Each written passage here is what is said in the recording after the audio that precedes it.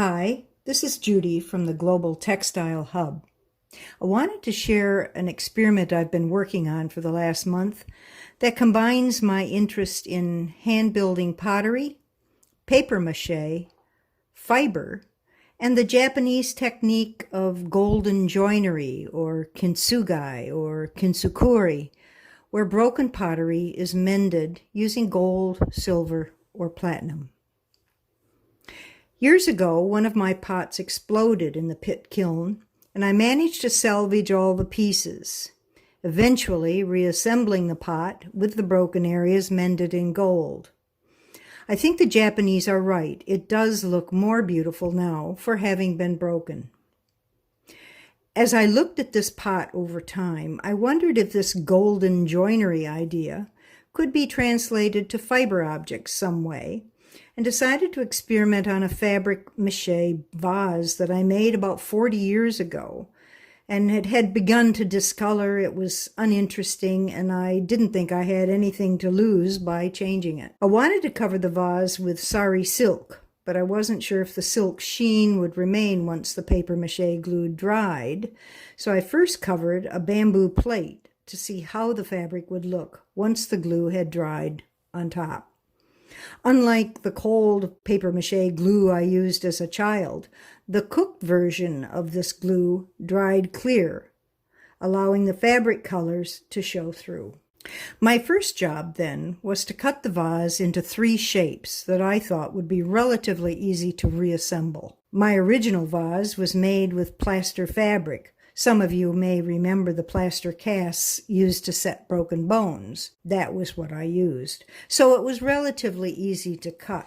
My golden joinery consisted of a French knitted tomboy strip made with gold wool yarn. When the pieces of the vase were dry and hard, I balanced the wool joinery material on the edge of one piece and used plaster mache clay to support the join from within the vase. When I joined the 2 top parts of the vase together, I added a heavy layer of the paper mache clay so that it crossed over the join and onto both pieces. That gave it additional support. You can see inside the old plaster fabric that was used originally. When I added the final long and complicated wool join, I used both the paper mache clay and pins inside to support the fiber. The wool join material was saturated with paper mache glue and gently squeezed out before it was applied to the sections. But since it was still quite wet, it was important, I thought, to let the joinery material and plaster dry completely before moving on. The joinery material was adjusted while it dried to keep it upright, and pins added as needed to offer the support. I realized that to assemble the final piece, the base, I wouldn't be able to work from inside the vase, and it would be impossible to manipulate the joinery wool once it had dried. So I would need to position the bottom and final piece of the vase while the wool join was still wet. But more importantly, I discovered that there was a large gap in the wool joinery at the area of the dip in the edge, so I needed to add more gold joinery material.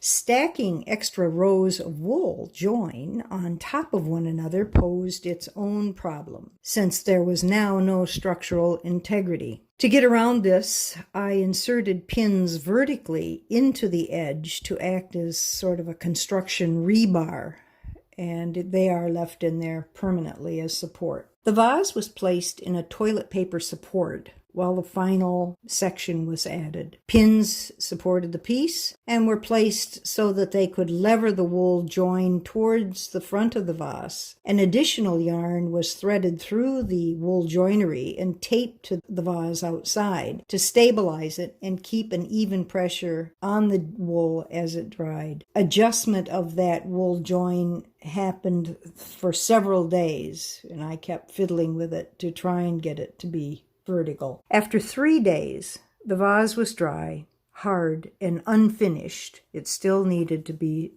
painted, but it was able to stand safely. Although the paper mache clay added some weight to the vase, it was clear that it would need additional weight to keep it stable, and as a fragile piece, it would easily break if it had fallen over.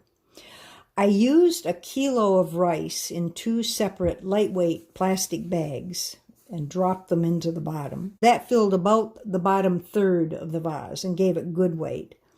And then I added beanbag beads, loose, to fill to the top of the shoulder of the vase. Since the beanbag beads were loose, I then plugged the top of the vase with a crumpled plastic bag and glued an additional circlet of the gold joinery into it and added a sari silk plug at the top to serve as the final finish. Since the gold joinery was really not very interesting on its own, I sealed it using a clear gold glitter paint that picked up the silk sparkles of the silk fabric. In spite of the frustrations, it seems to me this technique offers some interesting ideas for some extraordinary works.